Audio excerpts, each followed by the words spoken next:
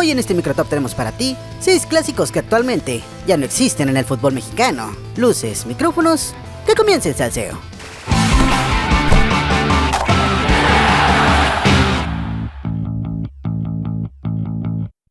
Quiero regalar este jersey de la selección mexicana, es de mujer y lo voy a rifar. Lo único que tienes que hacer es estar suscrito a este canal y al de Buzzer Geek. Es todo, sin tanto rodeo, suscríbete a los dos canales y entras a la rifa. Cuando seamos 333,000 en este canal la voy a rifar. Muy atentos. En el fútbol mexicano se abusa de la palabra clásico. Solemos sobreexplotarla de forma ridícula y un claro ejemplo es el clásico del periférico. No, el clásico de América es Guadalajara. Después es todo un circo armado para que el partido sea vendido de otra manera. Antes de comenzar, quiero aclarar que la numeración no tiene ninguna importancia. Número 6. El clásico verdadero, Necaxa Atlante. Algunos lo llegaron a considerar el clásico de clásicos en México. El clásico más antiguo del fútbol mexicano, Rayos y Potros viene Salvador. En el pasado, un partido entre Necaxa y Atlante paralizaba la Ciudad de México. Eran los dos equipos más populares y protagonizaban sendas batallas tanto en el Parque España como en el Parque Asturias, primeros estadios de fútbol en la capital mexicana. La primera edición del también conocido como Clásico de Antaño se remonta al 9 de octubre de 1927, cuando en la reinauguración del Parque Asturias, los prietitos, como se les conocía al Atlante, y los 11 hermanos, así les llamaban al Necaxa, abrieron la temporada 27-28 de la época amateur en el fútbol mexicano.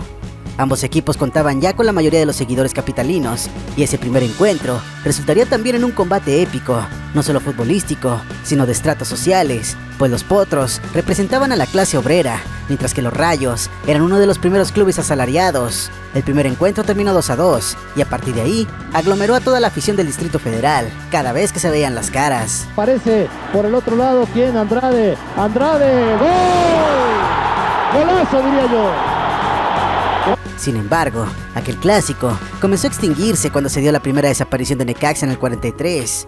Con el pasar de los años, diferentes circunstancias provocarían que estos dos equipos perdieran protagonismo. La afición se empezó a fijar en otras escuadras, al ver que Electricistas y Prietos dejaron de ganar campeonatos. Señor, Necaxa y Atlante, equipos que en su momento jugaban un clásico en México, Grajeda. Sí, fue el primer clásico. De hecho, fue el primer partido ya profesional, ¿no? O sea, clásico profesional. Necaxa y Atlante, ¿dónde están hoy? Dígale así, en el olvido, sin aficionados.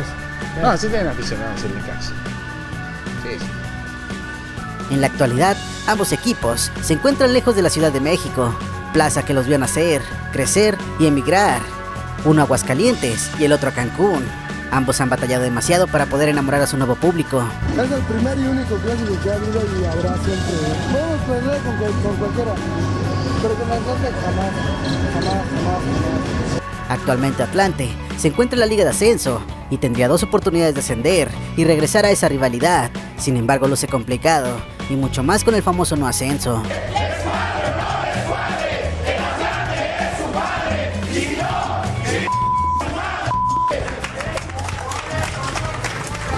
Número 5. Clásico del Bajío, Irapuato León. Como les decía al principio del video, en el fútbol mexicano se abusa de la palabra clásico. Se la aplicamos a todas aquellas combinaciones que tienen alguna relación, por ser del mismo estado, instituciones educativas o televisoras. Pues en el clásico del Bajío también se le conoce como clásico guanajuatense, dado que los dos equipos son del estado de Guanajuato, y ambos se encuentran dentro del Bajío mexicano. Es el clásico del Bajío. León recibe a la trinca fresera del Irapuato y de inmediato. Aunque el tradicional clásico de la Fiera fue contra Unión de Curtidores de la misma ciudad, con la desaparición del mismo, Irapuato tomó su lugar, dándose los encuentros mayormente en la segunda división. En media vuelta lo tiene, no. En la espalda, Mercado, disparo de Saavedra, tiro de esquina. Está caliente, en serio, el clásico del Bajío. Ambos equipos guanajuatenses han vivido varios episodios aguerridos, pero ninguno como la final de ascenso del 2003. Hubo mucha controversia. Se decía que el empresario, Carlos Ahumada, quería comprar al club Irapuato días antes de la final de vuelta, pues un comando armado presuntamente contratado por directivos del León tomó el estadio Sergio León Chávez para presionar a la directiva fresera para vender el club en caso de que ascendiera. Que si hay un responsable de alguna situación que se haya dado en Irapuato. Ese responsable se llama Carlos Ahumada. ¿Sabe quién tomó este estadio, a final de cuentas? Pregúntale a los dueños de aquí, ¿de acuerdo? ¿Me permiten tantito? Dice que usted es el autoritario Bueno, de todo esto. Entonces, que lo acredite. Sin embargo, la afición de Irapuato fue quien logró recuperar el estadio de forma violenta. Más tarde, la directiva de Irapuato declaró que la final se jugaría en la ciudad y que la venta fue rechazada. Los freseros vencieron 1-0 y de nuevo regresaba a Primera División. Hubo una problemática, ¿no? Se toma el estadio allá en Irapuato, el Ezequiel Chávez, porque se suponía que Carlos Ahumada, propietario de los verdiblancos, había adquirido al plantel fresero para asegurar su ascenso al máximo circuito. Un verdadero escándalo el que se vivió justamente allá en la ciudad de Irapuato cuando fueron tomadas las instalaciones por un comando que nadie sabía quién era, nadie sabe quién lo mandó. Deja tu like si te gustaría que contara esta historia de Carlos Ahumada. En la actualidad, León ya ganó un bicampeonato y está en la Primera División después de casi 10 años, mientras que Irapuato vaga perdido en los pasillos olvidados de la Tercera División mexicana.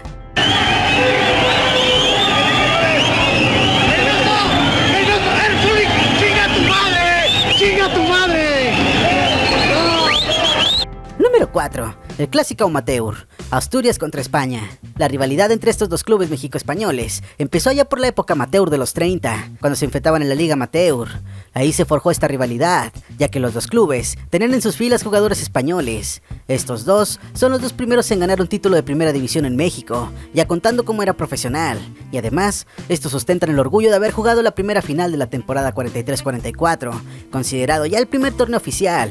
El 16 de abril del 44 se disputó el encuentro en el Parque Asturias, aquel que tiempo después terminaría en cenizas. Si quieres conocer la historia, te la dejo en la tarjeta. En aquella ocasión, fue Asturias quien se adjudicó el primer campeonato. Paradójicamente, al siguiente año, lo ganaría Club España. Ambos desaparecieron en los 50s. Sin importar el momento deportivo que atravesaban estos dos, cada vez que se avecinaba un enfrentamiento entre ambos clubes, se desataban las pasiones y los desencuentros en todos los rangos, jugadores, directivos y aficiones. Además, los encuentros solían convertirse en verdaderas batallas. Número 3. El clásico mexiquense, Toluca Toros Neza. Otro clásico extinto, el mítico Toros Neza y los Diablos Rojos de Toluca, disputaron férreamente diversos partidos en la década de los 70s, esto antes, cuando se llamaban Coyotes Neza, enfrentándose 10 años. Sin embargo, el club se vendió, y no fue sino hasta 1993, con el ascenso de Toros Neza, renace la rivalidad entre estos dos de las más importantes ciudades del Estado de México, Toluca la capital y Ciudad de Nezahualcóyotl. Este equipo de Toros Neza no ha perdido con Toluca desde que está en la Primera División. Algunas buenas llegadas como esta de Villayonga y una gran reacción de Cristante. Un partido peleado, un partido que ya tiene su pique, este clásico mexiquense. Resurgió con más fuerza al disputar la Copa orgullosamente mexiquense, una serie de 3 partidos ganados por Toluca. Creció aún más con la creciente popularidad que ganaba el Toros Neza, tras la final con Chivas en el 97. Ya en 99 los Diablos le metieron 12 goles, 6-1 en el verano 99 y la misma goleada al siguiente torneo. La rivalidad terminó con el descenso y desapareciendo Toros Neza en el 2000. Toluca se quedó con la victoria de dicho clásico, ganado 7, empatado 1 y perdido 6 contra los Toros Neza. Se acabó esa fiesta, ese contagio de emociones, el arrastrar multitudes, porque era aquí un llenadero bárbaro. Para todo el pueblo de Neza es muy triste no tener fútbol. Número 2. El clásico del centro San Luis Querétaro. Es el orgullo de ser el mandamás del centro de México. También se le conoce como el clásico de la 57, en alusión a la carretera federal 57, la cual pasa cerca del estado Alfonso Lastras, en San Luis Potosí, y del estadio Corregidora de Querétaro. Entre estos dos lugares hay 216 kilómetros. Por la autopista se llega de un lugar a otro en aproximadamente hora y media. La rivalidad viene de cuando estaban en Primera División A. Como le comentaba, los equipos siempre de Querétaro y San Luis eran los dos grandes de la primera. Se maneja como el clásico del centro. Y hay un odio muy profundo en ambas aficiones, que viene desde la Primera División A, y el grado de violencia es mayúsculo. Una rivalidad entre ciudades vecinas que ha trascendido durante muchos años y que viene desde que ambos equipos jugaban en la Liga de Ascenso.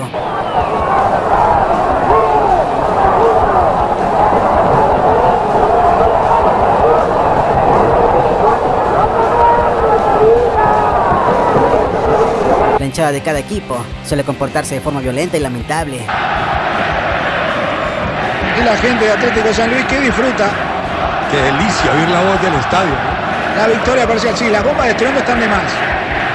y los aficionados que se meten adentro del terreno de juego también.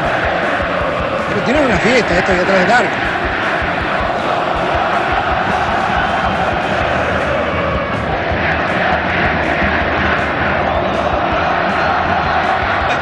Todo esto por la cercanía de ambas ciudades. La rivalidad muchas veces sobrepasa lo deportivo. Tristemente, el San Luis ha estado desde hace años en el ascenso, por lo que la pasión de este enfrentamiento se ha visto mermado considerablemente. Así fue.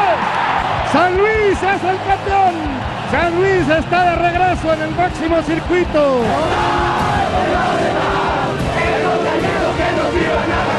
Número 1. Pumas Leones Negros. En la temporada 76-77, los Pumas se adjudicaron su primer título de liga al vencer 1-0 con gol de Caviño a la UDG en el Estadio Azteca.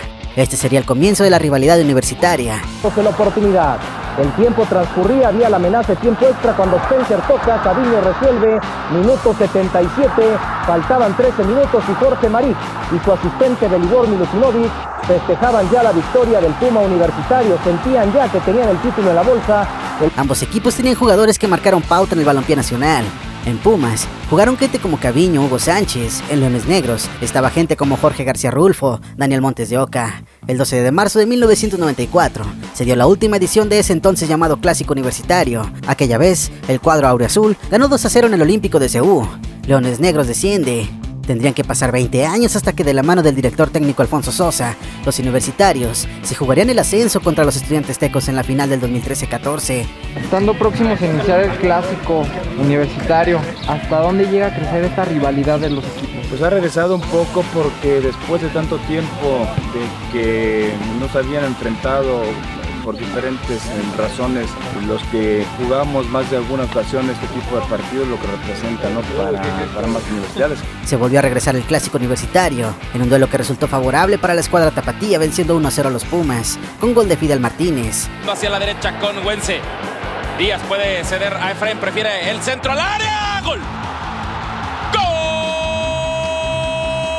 Poco les duró el gusto, pues en 2015, por el criterio de desempate por diferencia de goles, los melenudos quedaron en último lugar de la tabla de porcentajes y tras no cumplirse el objetivo, el equipo de Guadalajara descendió y ese derbi perdió lo poco que tenía de avanzado.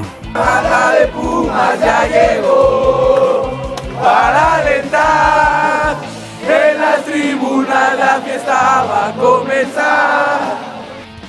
Dime lo que opinas. Yo en lo personal creo que los clásicos en México están sobrevalorados. Actualmente a lo mucho deben de ser 2 o 3. ¿Tú cuál clásico de estos no te sabías? Déjalo aquí abajito, me importa muchísimo tu opinión. Regálame una manita arriba, sígueme en Twitter, en Instagram. Únete a la secta voceriana donde lleven momazos. Comparte este video. Y si no estás suscrito, recuerda, suscríbete. Créeme, no te vas a arrepentir.